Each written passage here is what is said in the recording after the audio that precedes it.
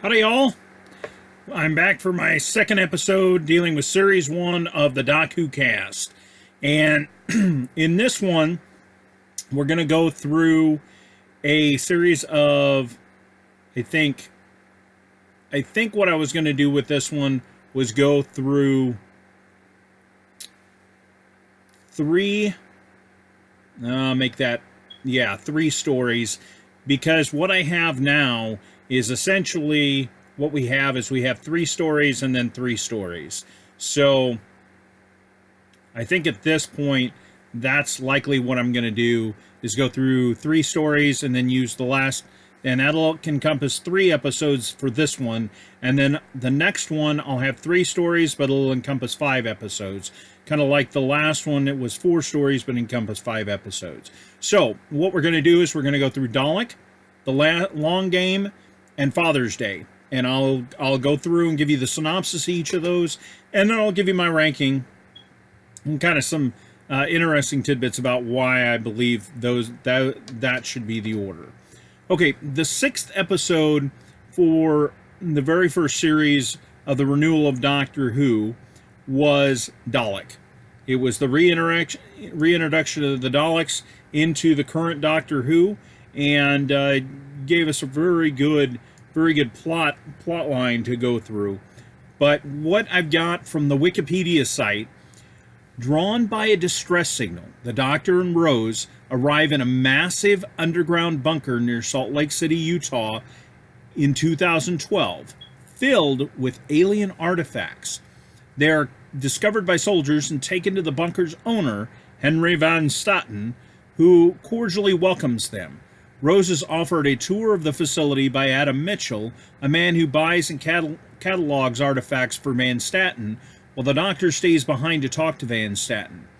Van Staten takes the Doctor to show him the pride of his collection, which he calls Metaltron, and directs the Doctor into a room that is part of his secure vault. Inside, the Doctor is shocked to discover the Metaltron is a Dalek, which he thought were all wiped out from the Time War. The Dalek is very weak and unable to break its bonds, but when the Doctor attempts to destroy it, Van Staten orders his guards to restrain the Doctor and return him to his offices. There, Van Staten has the Doctor secured, noting that not only does he collect aliens, but he also tortures them to gain information, and proceeds to invasively and violently study the Doctor's body to learn more about his psychology and physiology. Meanwhile, Adam has taken Rose to the Dalek.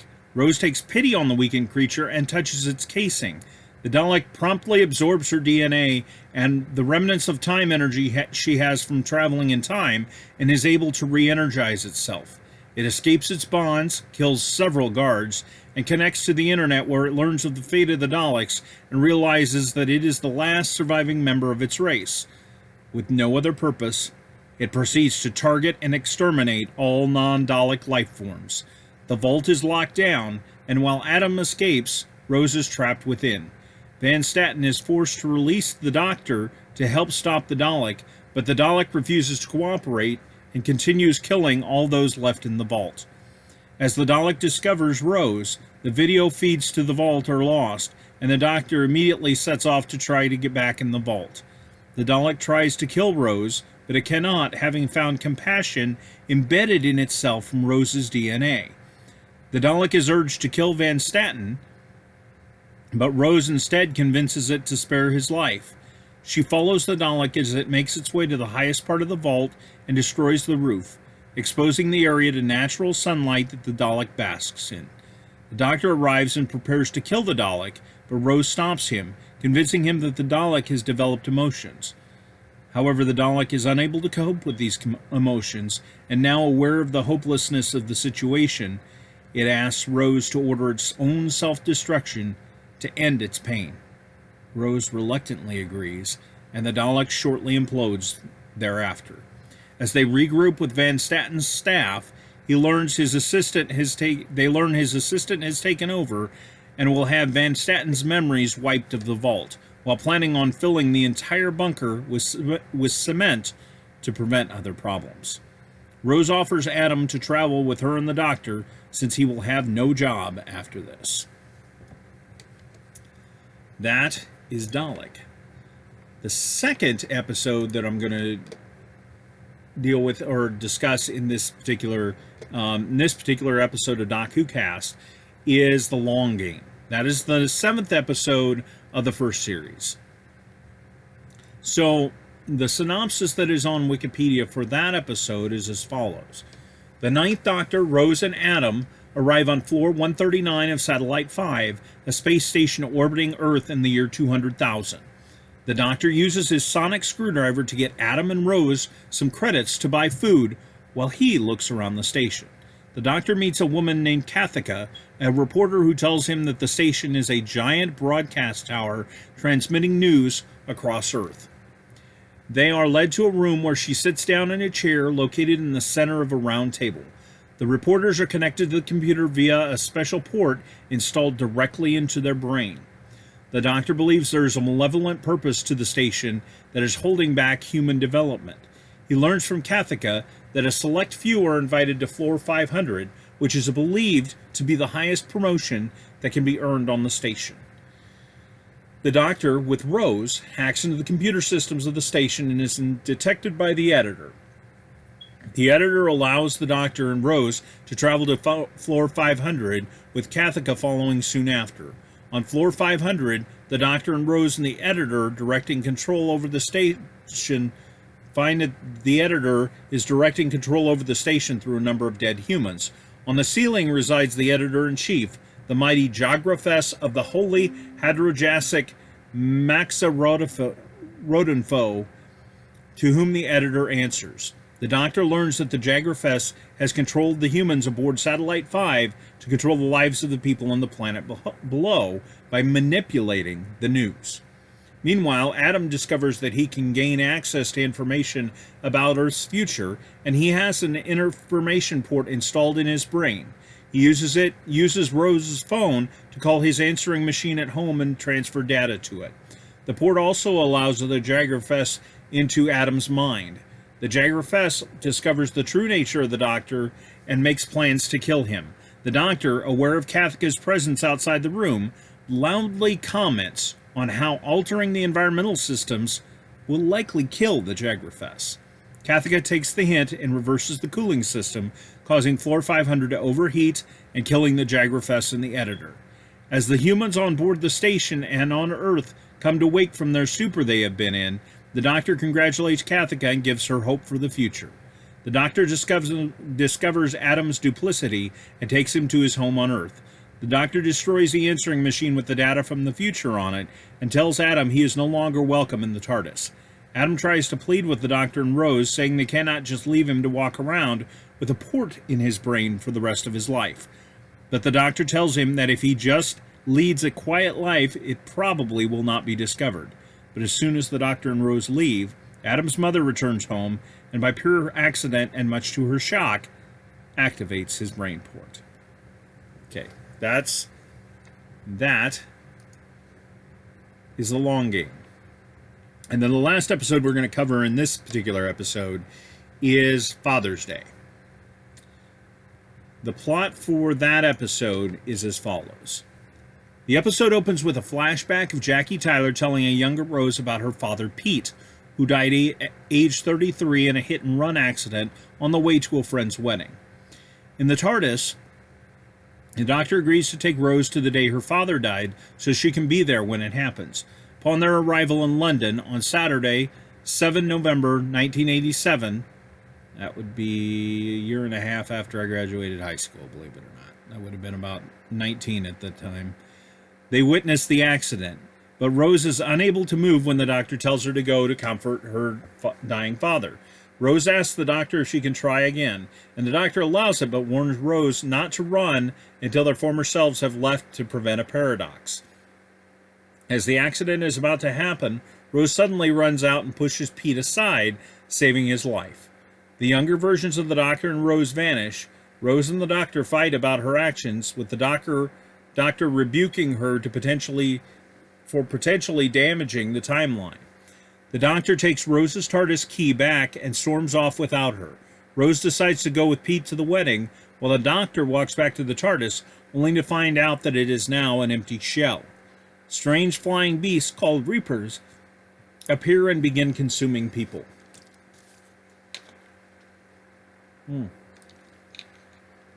Excuse me, throat gets awfully dry after a while.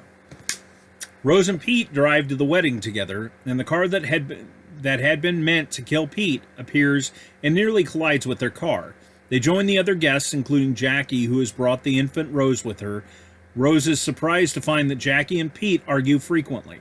A young Mickey runs in to warn the guests about the Reapers, who think it is a joke, until a Reaper appears above and attacks them. The Doctor runs to the church and directs everyone inside, noting that the age of the church will protect them against the Reapers. The Doctor explains to Rose that her actions have caused a paradox that normally the Time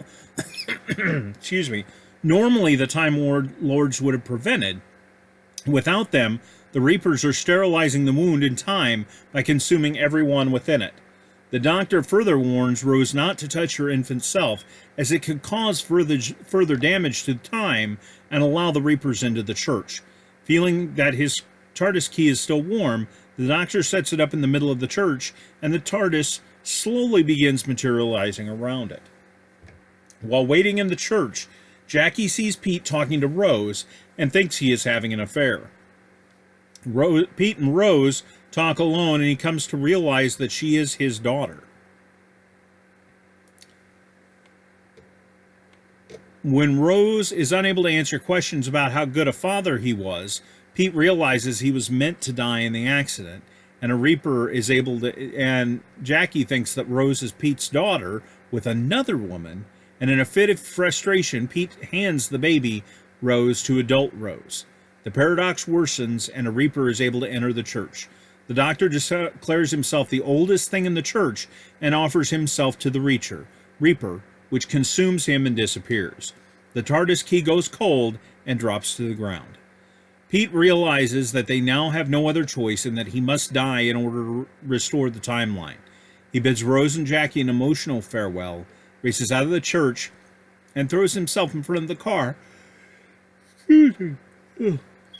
that was originally meant to kill him. It had continued to appear and disappear on the road just outside the church. The timeline is prepared and the Reaper's victims reappear.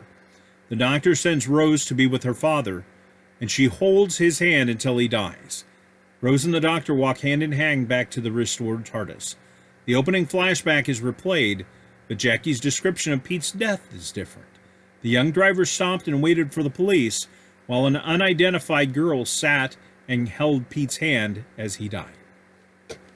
Okay, that's the three episodes that I wanted to give you a synopsis of and discuss in this particular episode. Now, we've got three episodes to choose from and 3 episodes that I'm going to rank. And that's Dalek, The Long Game, and Father's Day. So we'll start with number 3. Number 3, and I like all 3 of these episodes. I think they're all phenomenal. They all have their own specific pieces to it that I think make them very good episodes. But with number 3, I have to go with The Long Game. While it's very good, and I love futuristic episodes, I love episodes set in a sci-fi setting, which this was, and I love little bits and pieces about it. It just doesn't quite reach the height of the other 2. I think the other 2 have more emotional power to them with their subject matter, and I think they're just able to reach greater heights than what this particular episode does. Long Game is probably about in the middle of Series 1 for me, but in this particular 3 set, it is number 3. Number 2, and it's a tough choice between these 2, but I think I'd have to go with Father's Day. Father's Day is a very good episode, and I think it sets a tone for the future in terms of the familial aspect of many of Russell T Davies' episodes as he went through his tenure as the showrunner.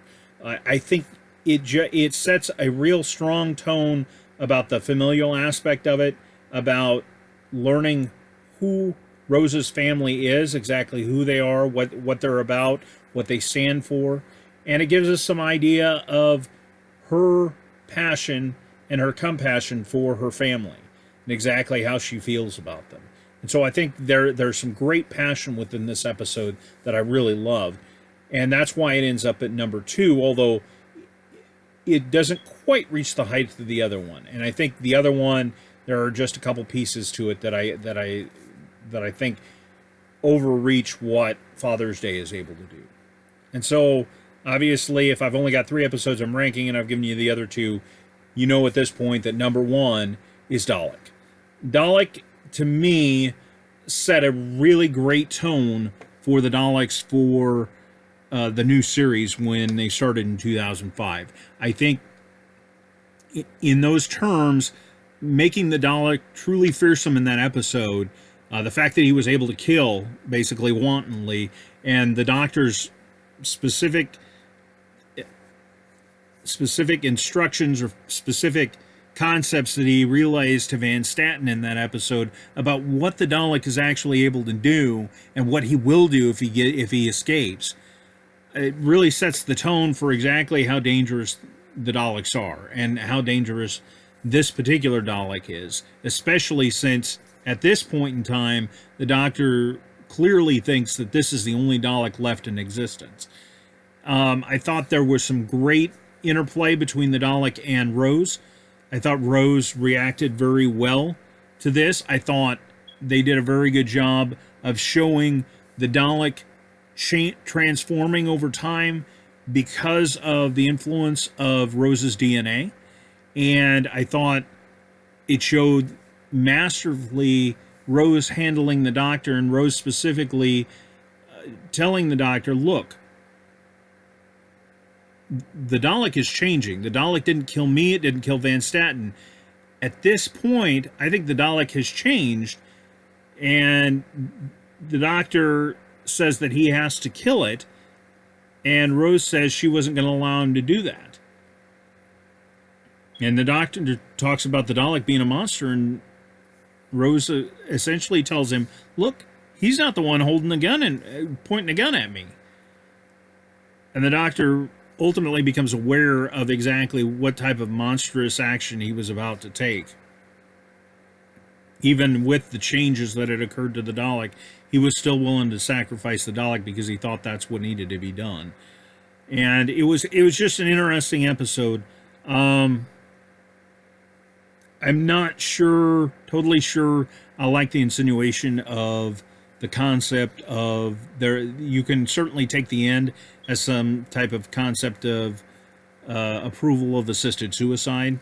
I didn't take it in that fashion, and I think I'm not sure that I would go down that road with the end of this episode, but that to me is probably the one piece that I really didn't like, was the fact that essentially he needed the order from Rose, and Rose essentially gave him the order to help him take his own life in terms of the Dalek.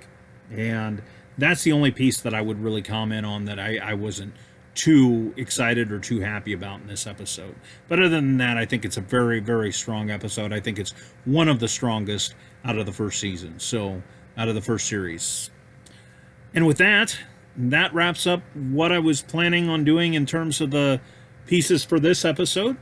If you like this episode, please throw us a like. If you didn't like the episode, certainly indicate that you didn't like the episode, but also give me some feedback down below. Either way, give me some feedback down below about why you didn't like it, or even if you did like it, I'd certainly take some conversation about what you thought in terms of these particular episodes and whether this ranking fits what you think. The other piece is that if you like the content that you're starting to see on this channel, I certainly appreciate it if you give us a subscribe, and let us know again what content you like and exactly what you'd like to see as we build this channel. So, and with that, I think we'll go ahead and wrap this episode up at this point. As always, husk on.